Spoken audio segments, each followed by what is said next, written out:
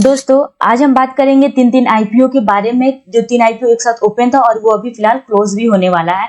5 बजे तक आपके पास टाइमिंग है इन तीनों आईपीओ में अप्लाई करने का। अर्बन कंपनी का आईपीओ, देव एक्सीलेटर का आईपीओ, श्रृंगार हाउस ऑफ मंगलसूत्र का आईपीओ।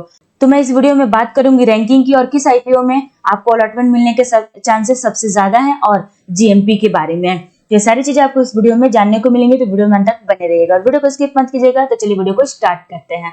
सबसे पहले हम रैंकिंग पे पहले नंबर पे रखेंगे अर्बन कंपनी के आईपीओ को, क्योंकि इसके जीएमपी जो है फिलहाल वो 50 रुपए पर ट्रेड करते हुए नजर आ रहा है। इसके अकॉर्डिंग हम एक्सपेक्टेड लिस्टिंग गेन 50% के आसपास हो सकता है, क्योंकि जीएमपी का अंदाजा होता है, फिक्स नहीं होता, तो कुछ भी हो सकता है दोस्तों। लेकिन दोस्तों जिन लोगों ने अर्बन कंपनी का आईपीओ में अप्लाई किया है एक लॉट के लिए, अगर यदि उनको अलॉटमेंट मिल जाती है तो उनको लगभग 7,500 का यहाँ पे प्रॉफिट हो सकता है।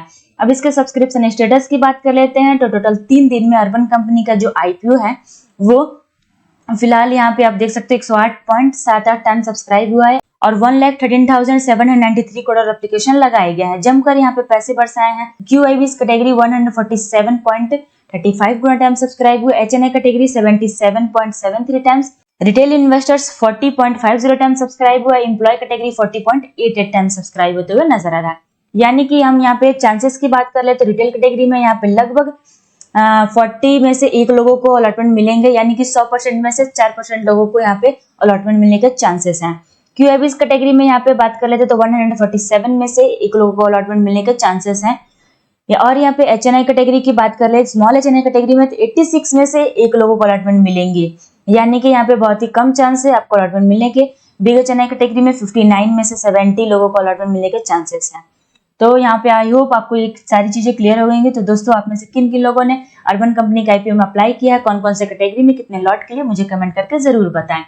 अब बात कर लेते हैं दूसरे नंबर रैंकिंग की। तो मैं दूसरे नंबर पे रखना चाहूंगी श्रृंगार हाउस ऑफ मंगलसूत्र के आईपीओ को, क्योंकि इसका जो जीएमपी है फिलहाल 33 रुपीज पर ट्रेड करते हुए नजर आ रहा है। उसके अकॉर्डिंग हम एक्सपेक्टेड लिस्टिंग गेन 20% का हो सकता है। तो यहाँ पे आप देख सकते हो, अगर आप लोगों ने श्रृंगार हाउस के आईपीओ में अप्लाई किया रिटेल कैटेगरी में 1 लॉट के लिए, तो आपको यहाँ पे लगभग 3,000 के आसपास यहाँ पे प्रॉफिट हो सकता है। वैसे जीएमपी का अंदाजा होता है, फिक्स नहीं होता, लेकिन जबरदस्त यहाँ पे प्रॉफिट देखने को मिल रहा है। अब इसके सब्सक्रिप्शन की बात कर ले तो टोटल 3 दिन में 58.86 टाइम सब्सक्राइब हुआ है और 16,525 करोड़ एप्लीकेशन लगाए गए हैं। QIBs 99.25 गुना टाइम सब्सक्राइब हुआ है, HNI category 82.25 times, retail investors यहाँ पे 25.74 टाइम्स और यहाँ पे एम्प्लॉय कैटेगरी 63.86 टाइम सब्सक्राइब हुआ है। अब यहाँ पे चांसेस की बात कर लेते हैं अलॉटमेंट की। तो QIB में से QIB कैटेगरी में यहाँ पे 99 में से 1 लोगों को अलॉटमेंट मिलेंगे, HNI कैटेगरी में 82 में से 1 लोगों को अलॉटमेंट मिलने के चांसेस है। यहाँ पे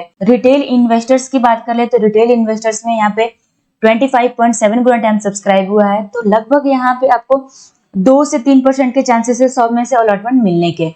एम्प्लॉय कैटेगरी में यहाँ पे 63 में से 1 लोगों को अलॉटमेंट मिलने के चांसेस हैं। तो ओवरऑल देखा जाए तो इस आईपीओ में बम्पर सब्सक्रिप्शन देखने को मिल रहा है। तो दोस्तों आप में से किन किन लोगों ने श्रृंगार हाउस ऑफ मंगलसूत्र के आईपीओ में अप्लाई किया है, कौन कौन से कैटेगरी में, कितने लॉट के लिए, मुझे कमेंट करके जरूर बताएं। पर्सनली मैंने श्रृंगार हाउस आईपीओ में अप्लाई किया 1 लॉट के लिए रिटेल कैटेगरी में, और अर्बन कंपनी के आईपीओ में भी अप्लाई किया है रिटेल कैटेगरी में 1 लॉट के लिए। तो देखते हैं कि अलॉटमेंट मिलती है या फिर नहीं मिलती है। अब तीसरे नंबर पे मैं बात करूंगी, सबसे लास्ट में मैं रखना चाहूंगी देव एक्सीलेटर के आईपीओ की। तो इसके जीएमपी की बात कर ले तो इसकी जीएमपी फिलहाल 12 रुपए पर ट्रेड करते हुए नजर आ रही है।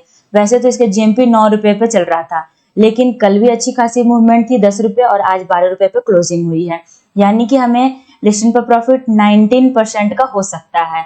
और जिन लोगों ने रिटेल कैटेगरी में 1 लॉट के लिए अप्लाई किया, तो यदि उनको अलॉटमेंट मिलती है तो उन्हें लगभग यहाँ पे 3,000 के आसपास प्रॉफिट हो सकता है। वैसे जीएमपी का अंदाजा होता है, फिक्स नहीं होता है, तो कुछ भी हो सकता है। तो देखते हैं कि कितने % की लिस्टिंग पर प्रॉफिट होती है लोगों को। अब इसके सब्सक्रिप्शन स्टेटस की बात कर लेते हैं। तो टोटल 3 दिन में 63.34 टाइम सब्सक्राइब हुआ और टोटल 5,079 करोड़ एप्लीकेशन लगाए गए हैं। बहुत ही कम टाइम सब्सक्राइब हुआ है हर एक कैटेगरी।